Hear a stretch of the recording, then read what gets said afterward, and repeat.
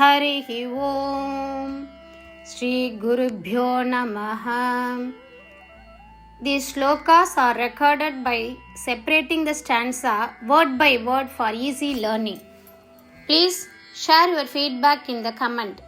Kindly subscribe and share to others. Om Namo Bhagavate Vasudevaya. Om Namo Narayanaya. Dashakam 72 is a powerful and emotional dashakam with a mix of devotion, anticipation, and heartbreak that details Akrura's visit and Krishna's departure to Mathura. Kamsa, increasingly anxious about Krishna after hearing from sage Narada, decides to bring Krishna and Balarama to Mathura. He sends his trusted minister and devotee of Vishnu, Akrura, to Gokula under the pretense of inviting them for a festival and wrestling match. Akrura, though on a mission from Kamsa, is actually filled with devotion and longing to see Krishna. This journey to Gokula is emotionally overwhelming for him. On seeing Krishna and Balarama, Akrura is overjoyed and moved with deep devotion. Eventually, Krishna and Balarama agree to leave with Akrura to Mathura, much to the sorrow of the people of Gokula, especially the Gopikas and Yashoda. Devotion in the heart of a messenger, that is Akrura. Though Akrura comes as a messenger of the evil Kamsa, he is a true devotee of the Lord. His journey symbolizes how even when life assigns us roles that seem contrary to Dharma or our inner devotion, our hearts can still long for and serve God. Akrura's intense bhakti, devotion, transforms a political mission into a divine pilgrimage. Yearning for darshan, divine vision. Akrura's joy and longing to see Krishna reflect the soul's intense desire to reunite with the divine. His emotions are not just personal. They represent every seeker's yearning for God's presence. The pain of separation, Viraha Bhakti. When Krishna agrees to leave Gokula, the pain of separation felt by the Gopikas, Nanda, and Yashoda embodies Viraha Bhakti, the path of love through separation. In this path, the absence of the beloved God becomes a powerful force that deepens devotion and longing. It's a reminder that even suffering for God is sacred. Detachment and divine will. Krishna, though deeply loved in Gokula, detaches himself gracefully when the time comes. This is a lesson in surrender to divine will. We must be ready to move where Dharma leads, even if it means parting from comfort and love. The Lord's role in the larger plan. Krishna's departure is part of a greater divine play, the beginning of the end for Kamsa, and the setting up of Krishna's role in restoring Dharma. Sometimes God's actions may not be immediately comforting to devotees, but they are always purposeful and compassionate in the larger picture. In essence, this dashakam teaches us that true devotion can exist amidst duties. Longing for God is a powerful form of love. Separation deepens surrendering, and the Bhagavan's path, though mysterious, is always meaningful. தசகம் 72.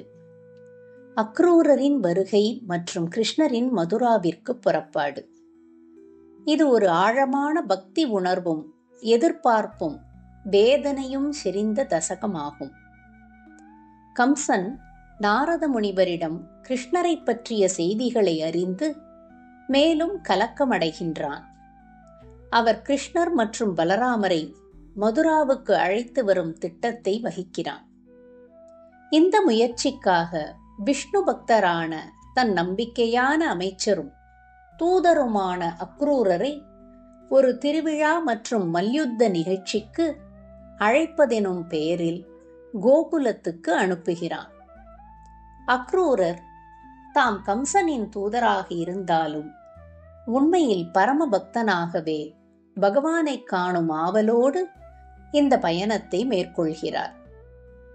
அவரின் பயணம் பகவான் தரிசனத்தின் பேராசையாலான ஆனந்த கண்ணீரோடு நிறைந்ததாய் அமைகிறது. கிருஷ்ணரையும் பலராமரையும் பார்த்ததும் அக்ரூரரின் உள்ளம் பரவசமடைந்து தூய பக்தியால் உந்தப்படுகிறார். இறுதியில் கிருஷ்ணரும் பலராமரும் அக்ரூரருடன் மதுராவிற்கு செல்ல ஒப்புக்கொள்கிறார்கள். இது கோகுல மக்கள், குறிப்பாக கோபிகைகள் மற்றும் யசோதா தேவி ஆகியோருக்கு பேருந்திய துயரத்தை ஏற்படுத்துகிறது.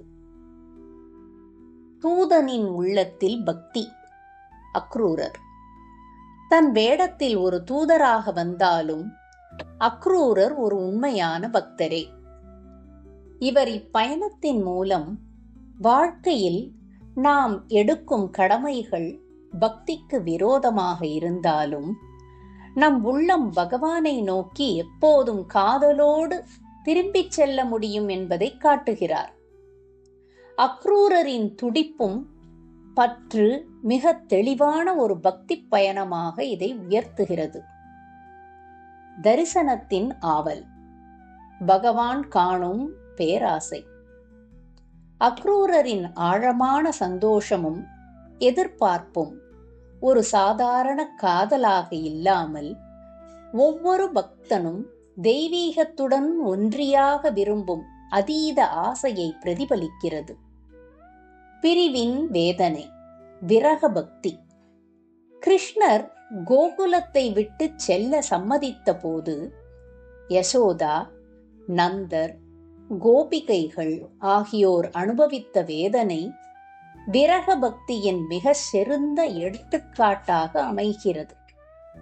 இந்த மார்க்கத்தில் இறைவனின் அபாவமும் துக்கமும் கூட பக்தியை கூர்மையாக்கும் ஒரு புனிதமான அனுபவமாக அமைகிறது. பற்று நீக்கம் மற்றும் தெய்வ சித்தத்திற்கு அடக்கம். கோகுலத்தில் எல்லோராலும் அளவற்ற பாசத்துடன் நேசிக்கப்பட்ட கிருஷ்ணர் அந்த பாசத்தை மறந்து அல்ல, அதற்கு மேல் உள்ள தெய்வீக கடமையை உணர்ந்து அப்போது தேவையான போது கோகுலத்தை விட்டு புறப்பட்டார். இது ஒரு பொது மனிதனுக்கு சாத்தியமில்லாத விலகல். ஆனால் பகவான் தன் லீலைக்கேற்ப பற்றை விலக்கி தெய்வீக சித்தத்திற்கு அடக்கம் கொடுப்பதை காட்டுகிறார். இது நமக்கு கற்றுக் கொடுப்பது, நம் வாழ்க்கையிலும் சிக்கலான முடிவுகள் எடுக்கும் தருணங்களில் தெய்வ சித்தத்திற்கே இடம் கொடுத்து பற்றுகளை விட்டொழிக்க தயாராக வேண்டும். இது ஒரு துயரமான நடவடிக்கை போல தோன்றலாம். ஆனால் அது தன்மை மிக்க ஆன்மீக வளர்ச்சியின் அடையாளம். பெரிய திட்டத்தில் பகவான். இது வெறும் பிணைப்போ அல்லது வேதனையோ அல்ல. இது கம்சனுக்கு எதிரான இறுதி கட்டமும் தர்மம் நிலைநாட்டும் கிருஷ்ணரின் பெரு லீலைகளின் தொடக்க புள்ளியும் ஆகும். இறைவனின் செயல்கள் உடனடியாக நமக்கு புரியாமல் இருந்தாலும் அவை எப்போதும் நன்மை மற்றும் கருணையையே கொண்டவை என்பதற்கான சாட்சி இது. முழுமையான பாடம். இத்தசகம் நமக்கு இவை போன்ற உன்னத உண்மைகளை எடுத்துரைக்கிறது.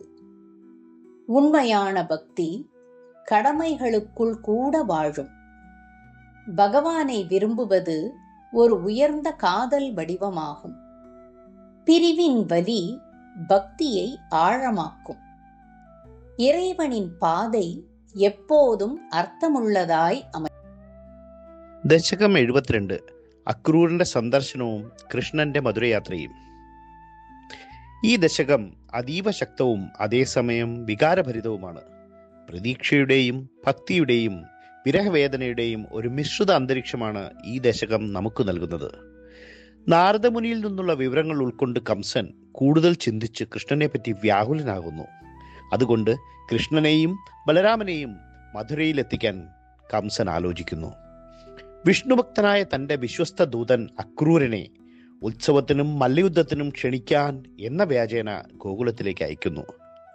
അക്രൂരൻ കംസന്റെ ദൗത്യത്തിലായിരുന്നെങ്കിലും അതീവ ശക്തമായ ഭക്തിയോടെയാണ് യാത്ര തുടങ്ങുന്നത്. കംസന്റെ ഉദ്യോഗസ്ഥൻ എന്ന നിലയിൽ അദ്ദേഹം വരുമ്പോഴും അകത്തെ ഹൃദയം ഭഗവാനെ കാണാനുള്ള ആ വലിയ ആഗ്രഹത്തിലായിരുന്നു. ഈ യാത്ര ഒരു രാഷ്ട്രീയ ദൗത്യത്തിൽ നിന്നും ഒരു ദൈവിക തീർത്ഥാടനമായി മാറുന്നു. കൃഷ്ണനെയും ബലരാമനെയും കണ്ട ഉടനെ അക്രൂരന്റെ മനസ്സ് അതീവ ഭക്തിസാന്ദ്രമായി. ഒടുവിൽ കൃഷ്ണനും ബലരാമനും മധുരയിലേക്ക് പോകാൻ സമ്മതിക്കുന്നു. ഗോകുലത്തിലെ ജനങ്ങൾ, പ്രത്യേകിച്ച് യശോദ, ഗോപന്മാർ, ഗോപികകൾ അതീവ വേദനയോടെയും കണ്ണീരോടെയും ഈ തീരുമാനത്തെ സ്വാഗതം ചെയ്യുന്നു. ഒരു ദൂതന്റെ ഹൃദയത്തിലെ ഭക്തി. അക്രൂരൻ കംസന്റെ ദൗത്യത്തിലായിരുന്നെങ്കിലും അദ്ദേഹത്തിന്റെ ഹൃദയം ഭഗവാനെ കാണാനുള്ള ആകാംക്ഷയും സേവന തത്പരതയും കൊണ്ട് നിറഞ്ഞിരുന്നു. ജീവിതത്തിലെ കടമകൾ ഭക്തിയോട് വിരുദ്ധമാകാമെങ്കിലും ഭഗവാനോടുള്ള പ്രണയം ഹൃദയത്തിൽ തെളിഞ്ഞു നിലകൊള്ളാം. അക്രൂരന്റെ യാത്ര ഉദ്ദിഷ്ട ദൗത്യത്തിനപ്പുറത്ത് ഒരു ദൈവീക സാന്നിധ്യാന്വേഷണമായി ഉയരുന്നു. ദർശനത്തിലെ ആകാംക്ഷ.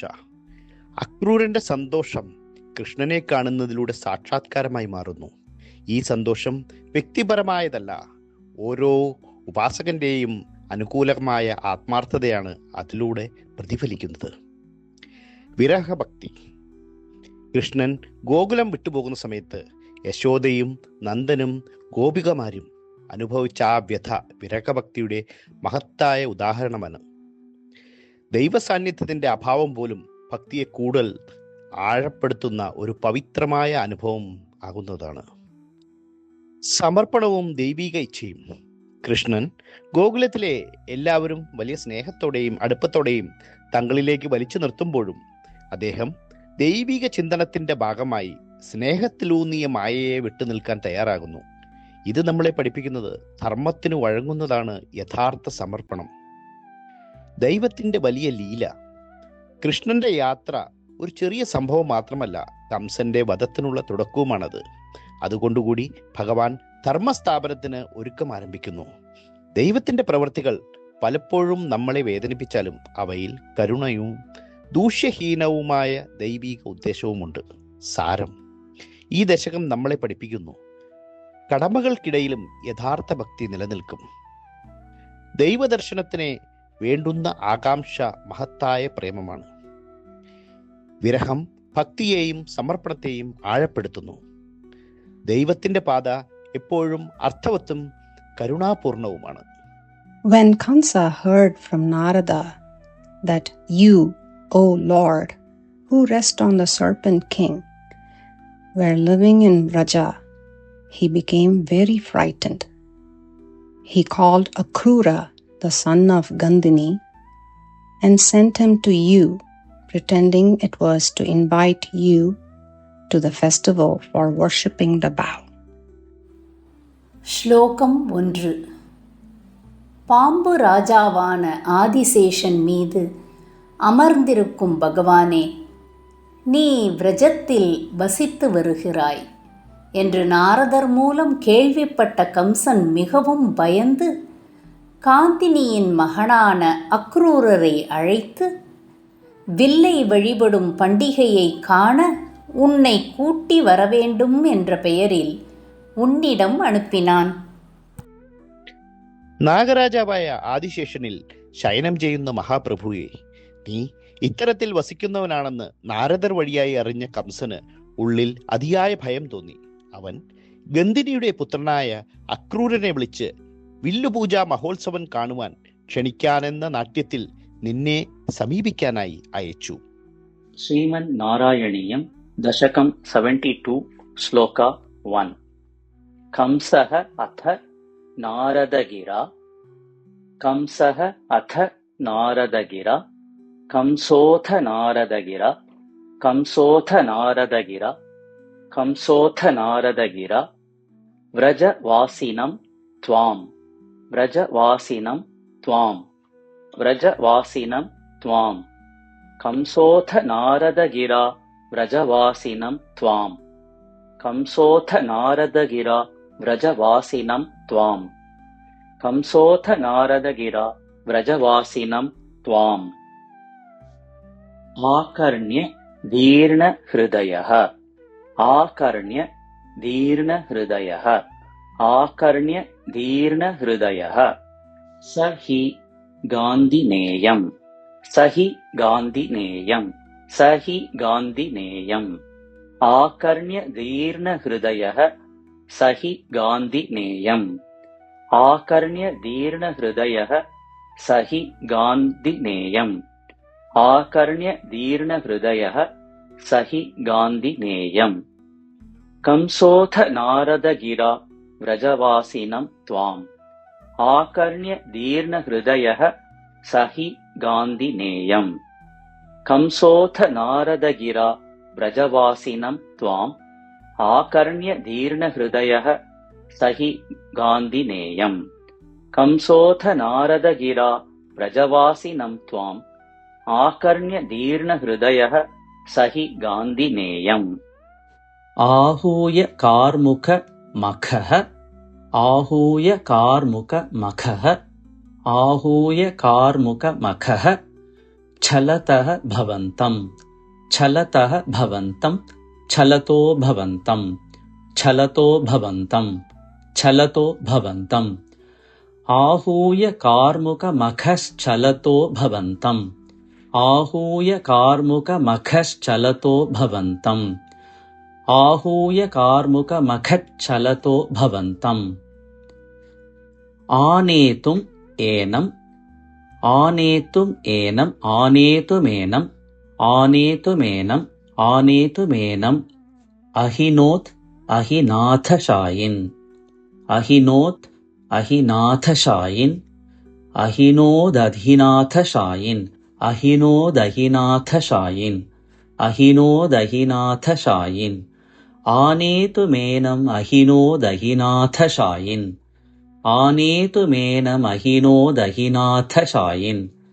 आनेतुमेनम् अहिनोदहिनाथशायिन्. आहूय कार्मुक मखश्चलतो भवन्तम्. आनेतुमेनम् अहिनोदहिनाथशायिन्. आहूय कार्मुक मखश्चलतो भवन्तम्.